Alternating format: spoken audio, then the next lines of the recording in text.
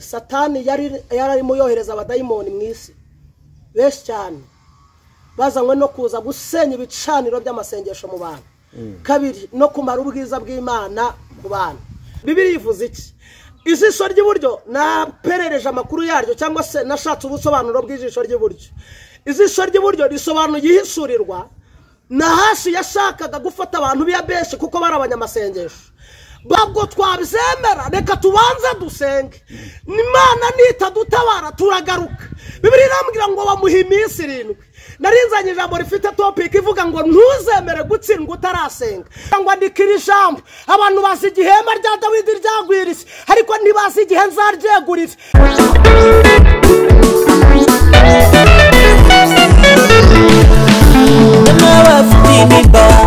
Ibibazo bigoye cyo ngaho nimutuze dore umukiza araje nimwibuke munsi y'umurotemu isabira gupfa azira mutabara Dawidi wari umushumba imuhindura umwami muri bene se bose imuha icyubahiro iyo ni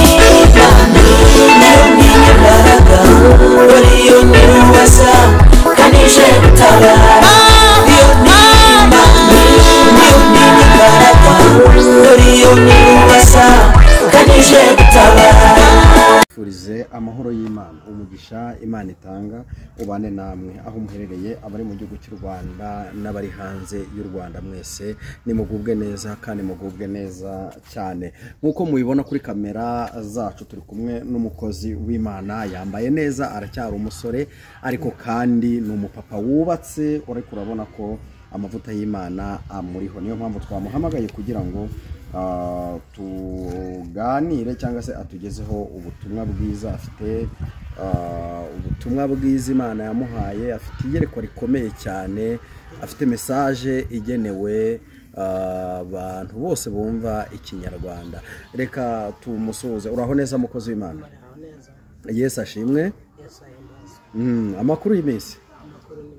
Nta kibazo, izo mikoro zirakurura nubwo wavugira hafi ziraza kuza kugufata neza cyane. Reka ngusabe kugira ngo wibwire abakunzi bacu.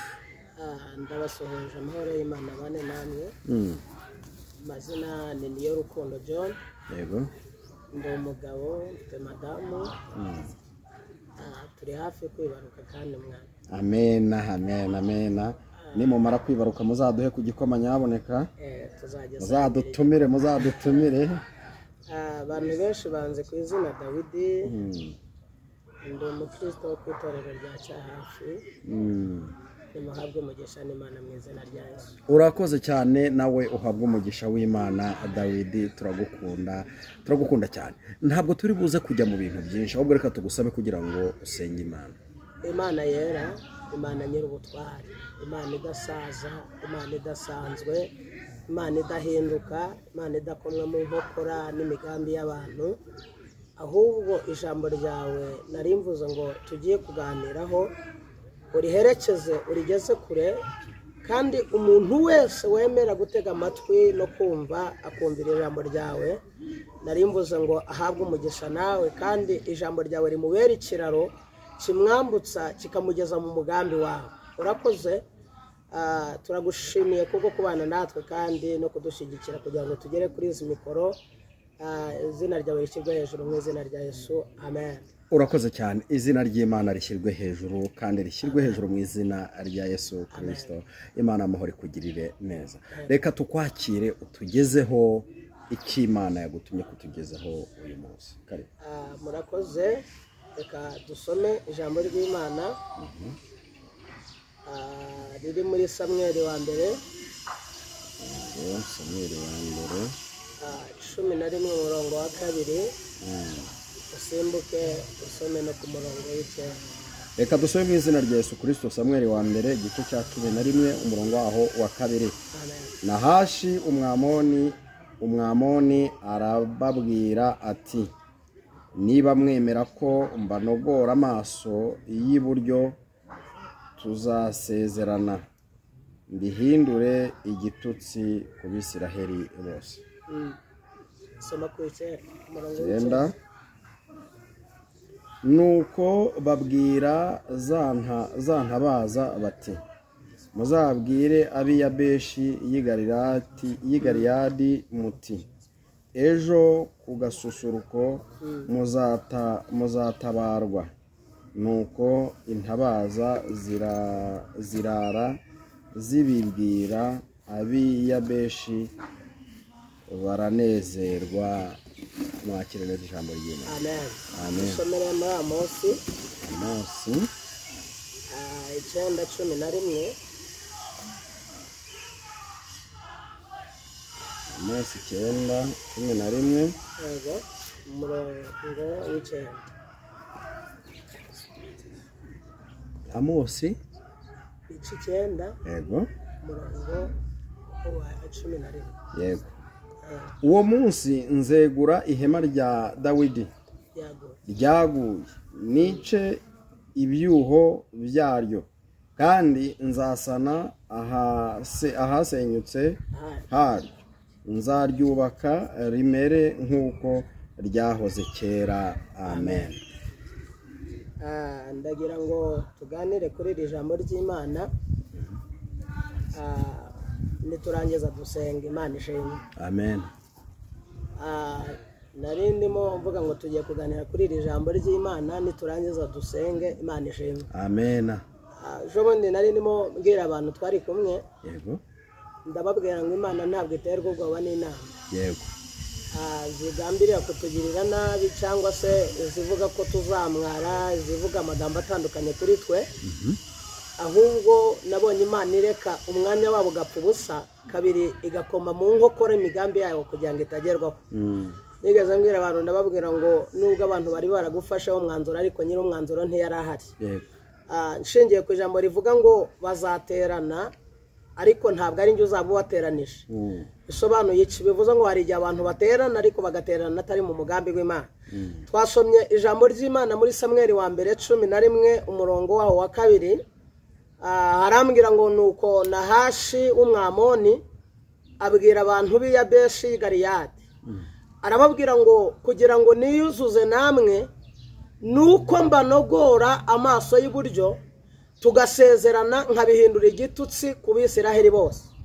Bibiliya ivuga iki? Ijambo rirambwira ngo nuko abatware b'i Yabeshi babwira Nahashi, baramubwira ngo ntiwatugira utyo cyangwa ntiwatugenzereza utyo. Baramubwira ngo duhe iminsi 7 tugende tuzenguruka igihugu cya Isiraheli ndetse no mu ngabano zacu. Baramubwira ngo nitutabona umuntu wo kudutabara, baramubwira ngo turagaruka tugusange, nta kabuza nta handi tuzajya, kuko tuzazenguruka igihugu cyacu, ntituzajya mu baturanyi gusaba y'inkunga, ahubwo duhe iminsi 7 tubanze dusenge. Nitutabona umuntu wo kudutabara tuzagaruka tugusange. Bakaba abantu bo mu nzu y'Imana ariko batagira ishurirwa ry'Imana, bakaba baririmbye ariko batagira ishurirwa ry'Imana, bagakora umurimo w'Imana ariko batagira ishurirwa ry'Imana. Baramubwira ngo biragatsindwa kuba mu murimo w'Imana tutabona, nta maso tugira yo kureba, kuko mu masengesho tuhakura umwanzuro mwiza w'Imana ivuze. Repaya sayigayi no amore yagiye. Imana ishimwe. Yo, hari igihe abantu badutega iminsi bazi ko tugeze ahantu ho gupfira, ariko muri icyo gihe cyo gupfa aricyo gihe Imana ifite umwanzuro mwiza wo kuvugana natwe ijambo ryo kudukuraho twari gupfira, tukanyura tudapfuye, byari kutwica ariho bihagaze. Imana ishimwe. Narivuze ngo Imana ntabwo ijya yemera ko tunyuraho twari kumwarira ngo tuhamwarire, ahubwo isinziriza ibintu byari kutumwaza, tukaca tutamwaye byari kutumwaza ariho bihagaze. Twavuze ngo amen. Imana ishimwe. Imana ishimwe. Narivuze iki? Bibiliya irambwira ngo nuko Nahashi baramubwira ngo biragatsindwa, ntitwaririmba tuterekwa ntacyo byamara, ntitwashumba abantu tuterekwa nta kintu byamara, ntitwadiyakona umurimo w'Imana tuterekwa nta mumaro, ntabwo twabwiriza tuterekwa nta mumaro. Baramubwira ngo reka tubanze dusenge iminsi 7, n'Imana nitadutabara turaza gusenga tugaruka tugusanga. Bibiliya ivuga iki? Irambwira ngo mu gitondo umunsi wa mbere abantu b'i Yabeshi barazenguruka, Imana ntiyavuga.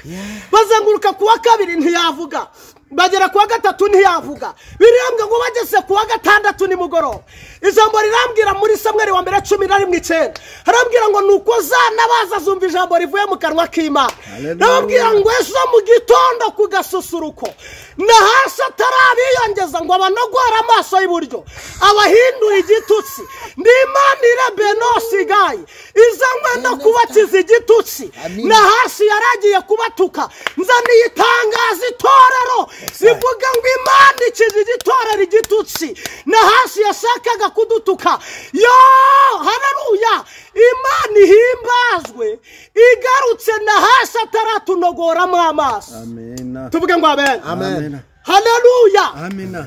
le paya sase gai moria noa shawido bini drome Imana ishimwe Amen. yo Bibiliya irambwira ngo abantu b'Yabeshi bageze kwa gatandatu Imana iravuga ngo nimutahe mumbwire abantu b'Yabeshi Galiyadi mubambwire ngo ejo mu gitondo ku gasusuruko mbibutse ko abantu dusenga mu buzima busanzwe abantu batuzi bazi ko twasaze ariko nibyo dusenga tuvuga amagambo kandi amagambo aterekeranye ariko ikintu nkundira Imana iyo turimo tuvuga amagambo aterekeranye buri muntu wese yavuga nta cyerekezo afite ariko Imana igakora ibikorwa dushimiye Imana ko ahantu dusengera cyangwa ku gasambi ariho tuvunjishiriza tuza nta kintu twikoreye ariko Imana ikohereza amakontineri yikoreye ibyo twasabye Imana ishimwe komanda yacu tuyitanga mu bwami iyo duhamagaye ubwami bupenosiga buza bwikoreye umugisha w'Imana ukatugeraho twagiye tuvuganira n'Imana ku gasambi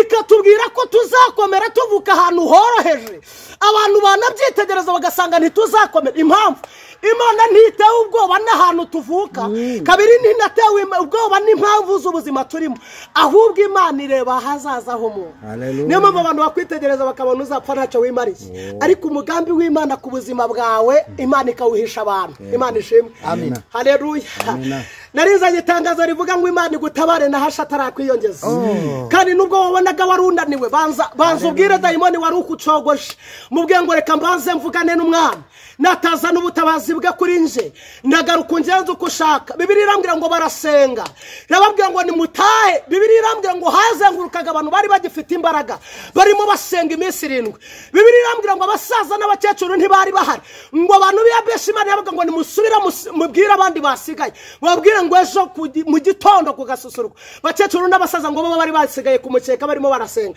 Bibiliya irambwira ngo basubireyo barababwira ngo ejo ku gasusuruko nahasi ataratunogora amaso baramubwira ngo Imana yatubwiye ko mu gitondo ku gasusuruko ka mu gitondo Imana iri bwiyerekane ningenzi Imana aho hantu wari ugiye kumwariza ngo Imana yidekarare Imana ihahagarare yo hafi yaho wari kumwarira niho Imana ihagaze papa hafi yaho wari ugiye gucindirwa niho maboko y'Imana ahagaze kugira ngo agutere inkunga hafi yaho abantu bari baguteza ibihe niho Imana yari ihagaze kugira ngo igusoze mu ijambo yavuganye nawe ningenzi Imana ngigukura ahantu ivugira igushira ahantu ikorera igukura ahantu ku musozi witwa nibishoboka igushira ku musozi witwa birashoboka igukura abantu babona gupfuye Imana igushira ahantu hari ubuzima twavuse none ngo amen oh haleluya basomye ijambo muri Amosi ibice 9:11 harambwira ngo uwo munsi nzegura ihema rya Dawidi ryaguye umva impamvu ku musozi Dawidi abantu bari bazi ko ihema rye ryaguye